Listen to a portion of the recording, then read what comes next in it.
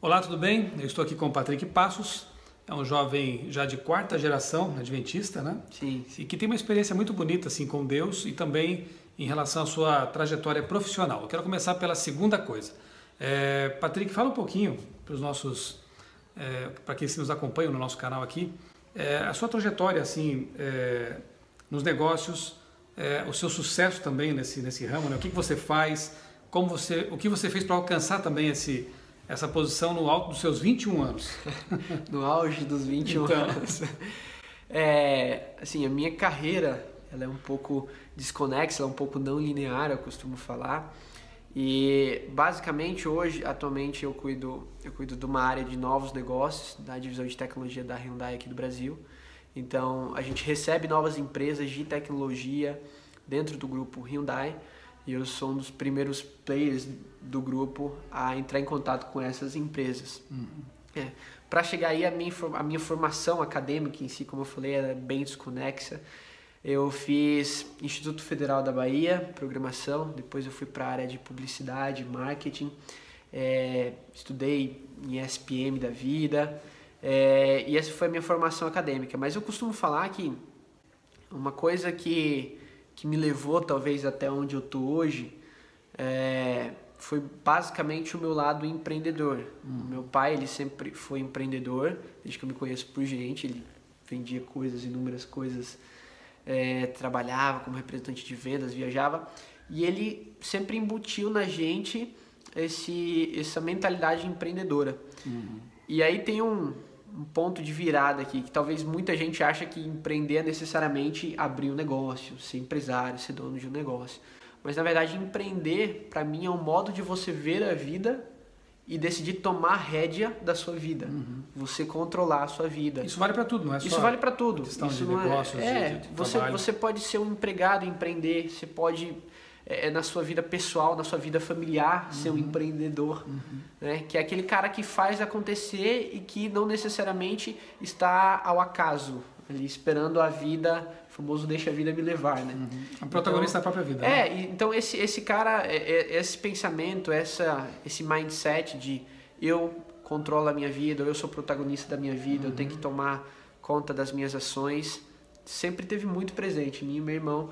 Os meus pais construíram isso na gente e eu acho que isso para mim fez toda a diferença. É o ponto marco assim que me levou a alcançar algumas coisas que a gente conseguiu alcançar aí nesses 21 anos.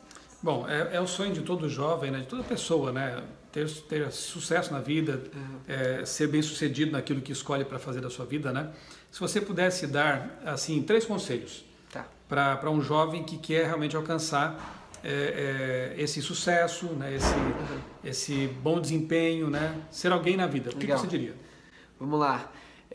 Primeira coisa que eu falaria é foco. A gente estava até conversando sobre isso, né? A respeito disso há pouco. Uma geração que tem dificuldade para ter foco. Tem muita dificuldade para ter foco, né? Foco em que sentido? Muitas vezes a gente é uma geração que se perde na superficialidade ou que faz de tudo um pouco, mas não faz de pouco algo muito bom. Né?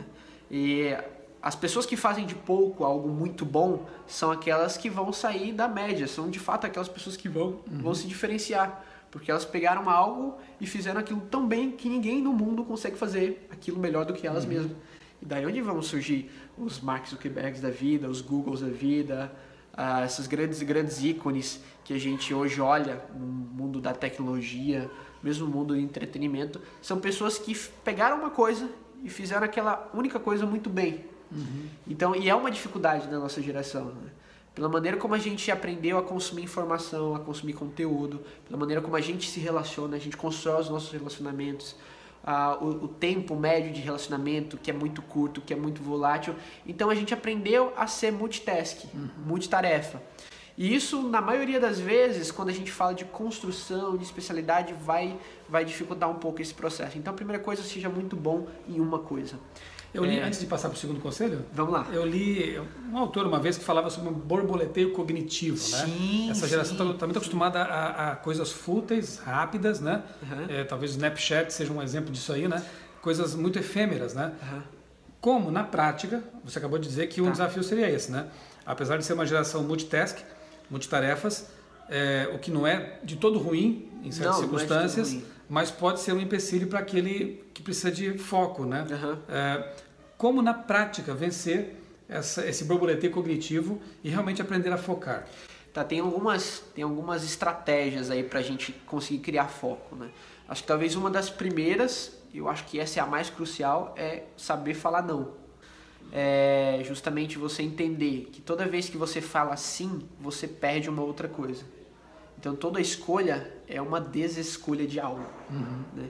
E toda não escolha é uma escolha de outro algo.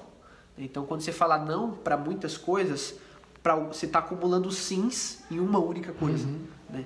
Potencializando aquela potencializando a única coisa. Escolheu. Então pensa assim, toda vez que você falar não, ou quanto mais nãos você falar, mais foco você vai estar dando para uma opção que você falou sim. Mas você vai ter mais tempo de dedicação, você vai ter mais energia de dedicação. Então a primeira dica que eu daria é aprender a falar não. A segunda dica é saiba analisar uma oportunidade, né? Nem tudo é mil maravilhas, nem tudo é flores, e talvez no primeiro momento que aquela ideia chegar para você, você vai se encantar com aquilo e vai querer desenvolver aquilo, mas entenda que toda atividade, todo projeto que você for executar tem os ossos do ofício. Você vai ter que saber se você está disposto a lidar com esses ossos do ofício, né? E isso está dentro da análise de oportunidade. Você conseguir montar um quadro de se aquela opção é boa para mim ou não. Fica uma dica aí, talvez se dá uma pesquisada aí em um conceito que a gente usa muito para analisar oportunidades, que é a matriz SWOT, né?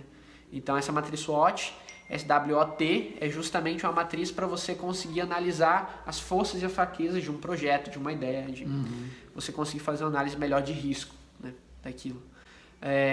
Acho que valeria até uma indicação de livro, O Risco Calculado, do Ben Carson aqui da casa. É uma boa leitura aí para você entender como é que funciona. Fica a dica, né? Risco Calculado, Ben Carson, da Casa Publicadora Brasileira. Vou colocar depois aqui a indicação, a capinha aí do lado, né? Legal. Mas realmente é um livro que vale a pena ser lido, né? Um livro muito bom. E a última dica que eu daria para se tentar criar foco, né, é justamente você conseguir ter em mente duas coisas. Primeiro, que o teu tempo é limitado. A gente, como jovem, a gente tem a ideia de que o tempo é infinito. Por achar que o tempo é infinito, a gente acha que pode fazer infinitas coisas. Sim. Né? E não é assim. A gente entender que existem tempos e que um momento a minha energia vai acabar, a minha idade vai passar, vai surgir alguém mais novo, vai surgir algum modelo mais novo, mais atualizado. Então, a gente não tem noção de tempo. O jovem não tem, eu não tenho noção de tempo. Quando você coloca um tempo, quando você seta uma deadline para um projeto, parece que abre um reloginho na sua cabeça. Você começa a contar. Um contador aí. Você começa a contar. Então, quando você tem essa visão de futuro, eu criei uma visão de futuro de que eu não tenho tempo infinito. Por não ter tempo infinito, eu tenho que me concentrar em fazer poucas coisas, fazer essas poucas coisas muito bem. Para isso, eu vou ter que falar não para uma outra porção de coisas, para que eu consiga falar sim para essa coisa que eu vou fazer muito bem. Eu acho que essas 3 dicas daria, né? Então, entender que seu tempo é limitado, aprender a falar não e aprender a analisar oportunidades. Legal. Bom, você com 21 anos já alcançou bastante coisas que há pessoas aí que talvez leve muito mais tempo ou tenham levado muito mais tempo para chegar lá, né? Isso quer dizer que você tem aplicado na prática esses conceitos que você ensina, sim, né? Sim. E tal. Sim. Fazendo uma migração agora de conteúdo aqui, né? Dar uma boa guinada, né? Eu quero agora aplicar essas coisas que você falava em foco. Me lembrei de uma palestra que você costuma apresentar, em que você fala sobre a única coisa que é a mais importante de todas, né? Então vamos agora migrar um pouquinho para o lado espiritual da coisa, né? Foco na vida espiritual também, a semelhança da vida empresarial, dos negócios, é algo muito importante, né? Então eu queria que você resumisse aqui para a gente uma palestra que você apresenta em 1 hora, quem sabe resumir aqui em 5 minutos, né? O que é essa única coisa e como focar nessa única coisa que, segundo Jesus, é a mais importante? A ideia do foco é uma ideia de justamente você entender aquilo que é essencial, aquela pecinha que você tira. Se você tirar aquela pecinha do quebra-cabeça, as cartas vão cair, o quebra-cabeça vai se desfazer, vai ficar sem noção, vai ficar sem sentido. Como encontrar essa pecinha na vida cristã, né? Como você saber o que é a essência do teu cristianismo? E aí tem um pensamento que eu li uma vez enquanto eu estava preparando esse material, esse conteúdo, de que O cristianismo nada mais é do que o ato de se relacionar com o Criador dele mesmo, o próprio Cristo, né? Quando a gente vê exemplos na Bíblia de pessoas que escolheram uma única coisa, e essa única coisa que eles escolheram foi suficiente para que eles fossem colocados em galerias de heróis da fé, ou fossem tidos como referência espiritual. Quando a gente vai especificamente para a história de Marta e Maria, uma ocasião em que Jesus vai até a casa delas, Marta estava atarefada fazendo muitas coisas. Multitasking, era um multitasking, a Marta era um multitasking, era coisa desfocada. Mas Maria se atentou em fazer uma única coisa. E essa única coisa foi classificada por Jesus como a melhor parte, a parte mais virtuosa. E aquilo que levou duas irmãs com experiências similares, bagagens similares, conhecimentos prévios a respeito de Jesus similares, terem comportamentos totalmente diferentes a partir do momento que se encontraram com esse Jesus. E qual foi a única coisa que Jesus elogiou em Maria? E aí a única coisa que elogiou em Maria é justamente o fato dela separar um tempo para sentar aos pés dele e gastar tempo construindo um relacionamento. Então, se a gente parar para pensar na vida cristã, na caminhada cristã, quando eu gasto tempo para me relacionar com Cristo, quando a gente investe tempo, a gente investe tempo, não é o gastar tempo, você está investindo tempo para eu conversar com Ele, sabe? A gente tem uma conversa sincera, e numa conversa eu tenho que falar, mas Ele também tem que falar, e eu tenho que ouvir o que Ele está falando, apresentar o meu problema, mas não só olhar para Ele como uma máquina de resolver problemas, né? Costuma ser, para mim, na minha cabeça, costuma ser simples, porque eu faço muito paralelo com a forma como nós nos relacionamos como seres humanos. Por que a tua relação com Deus não é a mesma que você tem com qualquer pessoa no mundo? Né? Imagine se você se relacionasse com uma pessoa que você só pede, ou se você relacionasse com uma pessoa que você só fala palavras rebuscadas que não fazem nem sequer parte do teu linguajar. Que não revelam os seus reais sentimentos, né? Que não revelam os seus reais sentimentos, né? Então, quantas vezes você às vezes conversando com Deus, já até tratou Deus com desrespeito, mas porque era aquilo que estava no seu coração, sabe? Quantas vezes você fez isso? Porque, se você nunca fez isso, não é possível que você não tenha passado um dia sem ter um estresse elevado a ponto de falar, Deus, não dá pra gente conversar hoje, tô super estressado, você deixou que isso acontecesse na minha vida e eu tô um pouco chateado de verdade com você. Quantas vezes a gente já teve uma conversa dessa? E relacionamentos verdadeiros, relacionamentos profundos, são desenvolvidos em cima desse tipo de diálogo, desse nível de diálogo, né? Então o que eu tento passar, tento fazer, e aí vai muito da minha experiência, da minha pouca experiência cristã. Eu nasci num lar adventista, eu cresci dentro da igreja, você cresce fazendo toda aquela liturgia, fazendo todas aquelas coisas, observando aqueles mandamentos, mas chega um momento em que, e se você não passou por esse momento, você vai passar, mais cedo ou mais tarde. Eu passei quando eu tinha por volta de uns 16 para 17 anos, que é perguntar os porquês das coisas. Por que eu faço necessariamente isso aqui? Por que eu creio? Por que eu sou? Por que eu creio? Por que eu sou? Será que é só por uma carga familiar? Mas a minha família não vai me acompanhar para o resto da vida. Se ela não vai me acompanhar para o resto da vida, o que vai sustentar isso ao longo da minha vida? E você percebe que quando você se relaciona de uma maneira pessoal, profunda, direta com Cristo, essas respostas vão aparecendo não porque o pastor falou, porque o teu pai falou, porque Deus falou mesmo.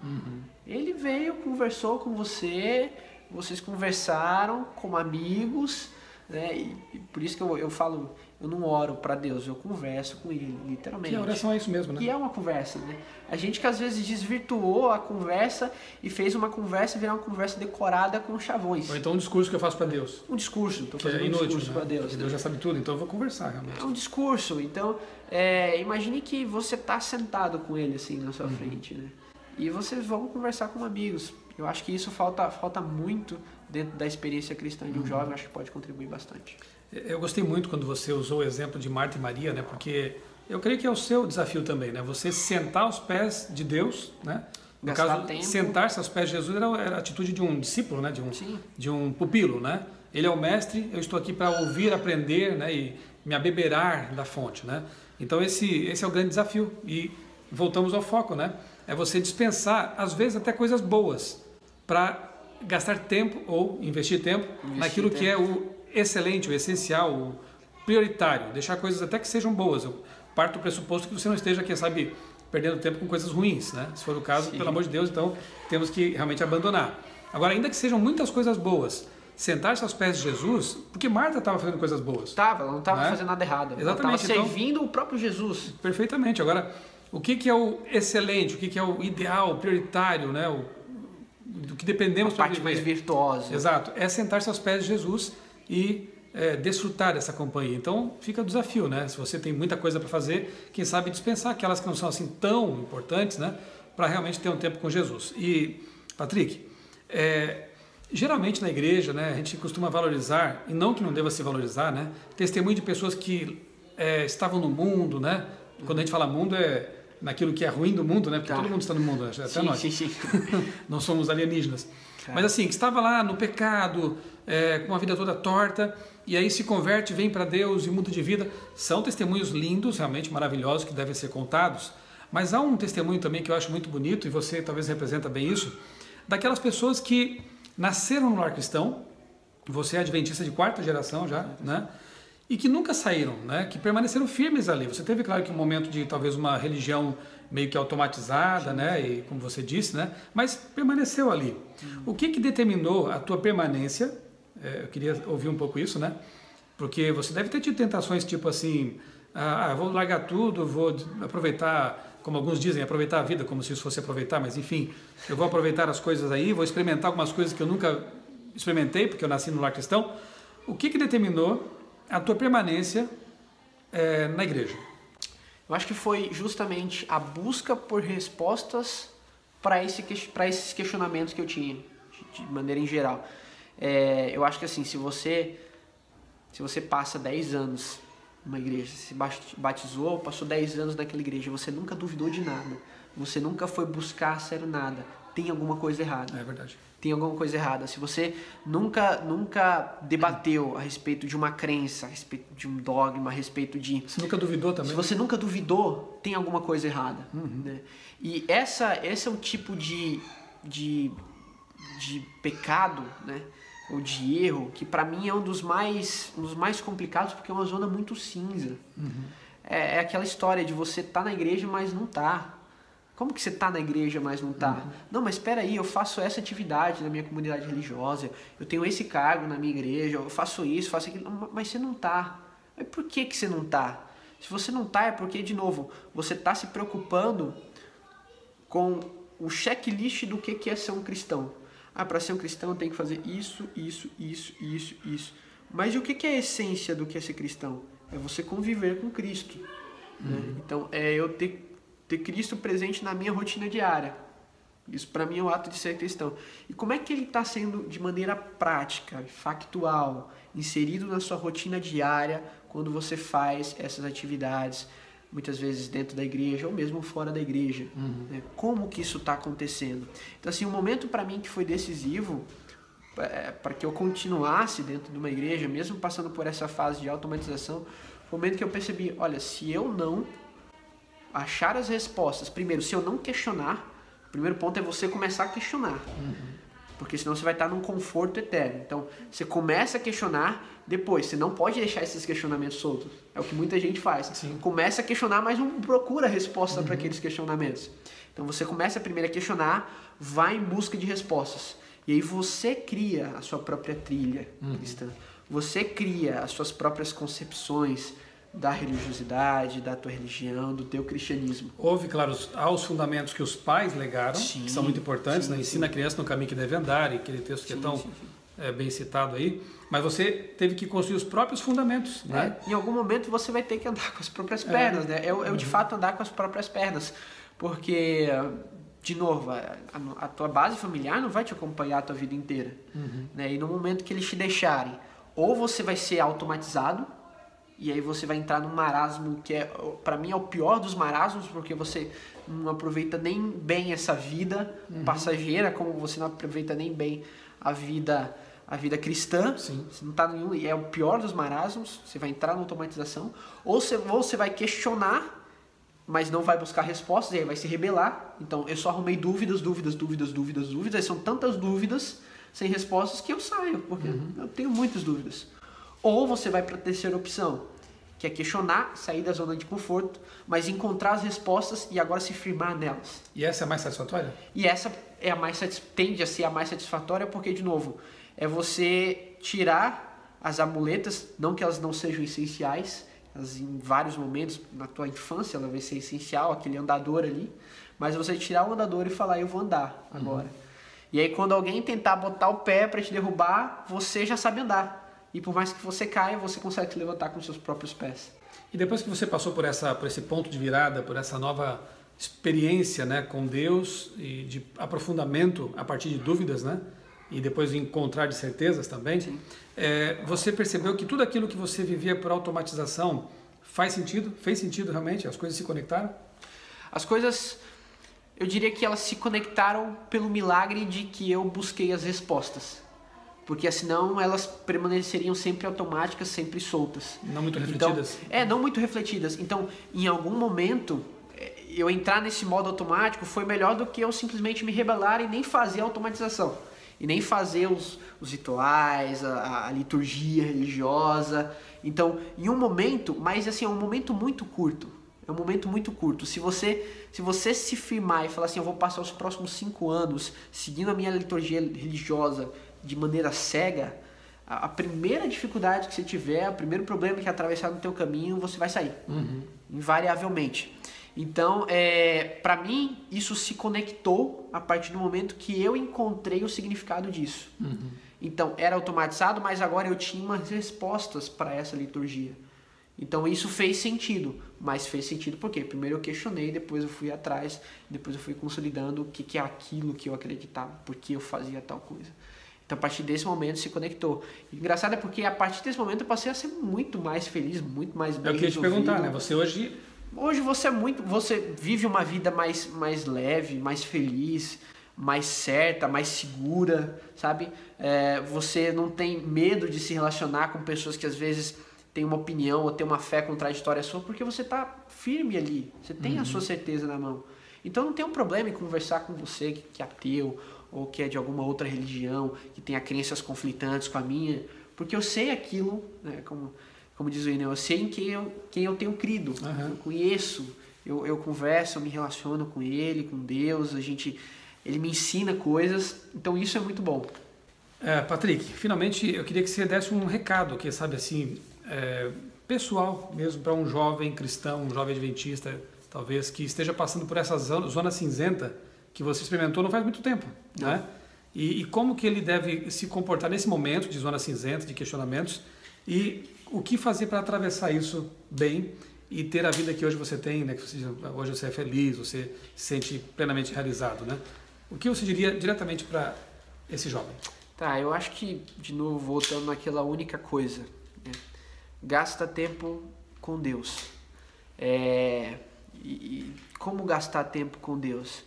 No início, assim, eu lembro quando eu comecei esse processo, as dúvidas eram enormes, assim, você tinha multidões de dúvidas. Só que dentro de mim eu tinha uma certa certeza, uma certa paciência de que um dia isso vai se resolver. E funciona assim, sabe? Quando você começar a pensar assim, olha, eu vou colocar agora Deus na minha rotina. Como é que coloca Deus na rotina? Deve ser a primeira pergunta que tu vai fazer. Você vai colocar Deus na sua rotina pensando que Ele está o tempo inteiro com você e que você pode se comunicar ou você pode falar com Ele, muitas vezes só através da sua mente. Você não precisa nem muitas vezes fechar um olho, dobrar o joelho, uma posição tradicional de oração. Você pode simplesmente entrar em conexão com Ele através da sua consciência. O Espírito Santo fala com a gente através da nossa consciência, então ela é um forte caminho de comunicação para Ele. Você tem que também passar a ouvi-lo, né? Para você criar esse relacionamento, você tem que ouvir Ele. Então você vai buscar formas de ouvir Deus através de outras pessoas, na palavra dEle. A palavra dEle é a forma mais segura de você ouvir o que Deus está querendo falar contigo. Então, eu daria o conselho de que se você está nessa zona cinzenta, está passando por essa zona cinzenta, tenta botar mais Deus no seu dia a dia. E tenta botar... De forma proativa mesmo, né? De forma proativa, né? De forma consciente. Eu vou conversar com Deus agora, né? Eu vou parar no metrô, você vai estar no metrô, e eu falo disso nas palestras. Você vai olhar, tem um monte de gente desconhecida, você não faz ideia do nome da pessoa, você não faz ideia de qual é o background dela, de como ela chegou naquela situação. Mas às vezes você tá pegando o metrô, isso já aconteceu várias vezes comigo, você entra no metrô e tem uma pessoa chorando no metrô. A pessoa tá chorando, e você olha pra pessoa e aí você começa na tua consciência a falar assim, Deus, tem uma pessoa que tá chorando muito aqui nesse vagão. Ela com certeza tá ferida, tá machucada. Eu não sei se ela mesma provocou esse ferimento dela, esse sofrimento dela, mas eu sei que ela é um filho teu, Deus. Então vai lá e fica com essa pessoa. E eu faço, e você pode fazer isso assim, sem fechar o olho, sem nem mexer a boca. Você faz na tua consciência e entrega uma oração para aquela pessoa. Para mim foi uma das coisas mais... eu fico até arrepiado de falar isso, porque assim, você ora para uma pessoa que você nunca vai ver mais na vida, você nunca mais vai ter contato com ela, você não sabe nem o nome dela, você orou por um desconhecido. Cara, orar por um desconhecido é a coisa mais surreal que existe. Imagina um dia poder conhecer, né, o desdobramento dessa oração, Nossa, o efeito dela e talvez até repercussões eternas. Pensa como seria, mas assim, é um negócio que arrepia mesmo só de você pensar. Então, se você está passando uma zona cinzenta, cara, coloca Deus no seu dia a dia e pensa assim, pensa que nesse momento você não vai estar preocupado em seguir as ordens ou seguir o mandamento. Você vai estar preocupado em construir uma relação com Deus. A partir dessa relação que você construir com Ele, você vai começar a construir as suas verdades. Ele vai construir em você. Ele que vai te mudar, né? Ele vai pegar os seus desejos, aquilo que você tinha desejo de fazer e agora passa a não ter. É Ele quem faz essa obra. Não é o teu pastor, não são os teus pais, não são os teus amigos, não é teu marido, tua mulher, teu namorado. É Deus que vai fazer isso. Então você simplesmente vai entregar a ferramenta que é você na mão do construtor que é Deus. Né? Só faz isso. E aí esse processo de zona cinza vai se resolvendo com esse relacionamento. Eu diria assim que o processo de você passar a orar com muito mais profundidade, né? E sinceridade. E também o contato com a palavra de Deus, né? Que é muito importante, né? Você estudá-la, você compreender a Deus ali na palavra, né? Isso também tem um papel importante na vida espiritual, né? Patrick, muito obrigado. Por nada, que Deus continue te abençoando e abençoando muitas pessoas por teu intermédio também. Amém. Obrigado, queria agradecer o convite. Queria mandar um abraço para vocês também que estão nos assistindo. Obrigado por assistir esse vídeo até o final. Continua acompanhando os conteúdos aqui do Michelson. De fato, são bem relevantes. E desejo a você, então, uma vida com um relacionamento, uma conversa maior e de mais qualidade com Deus.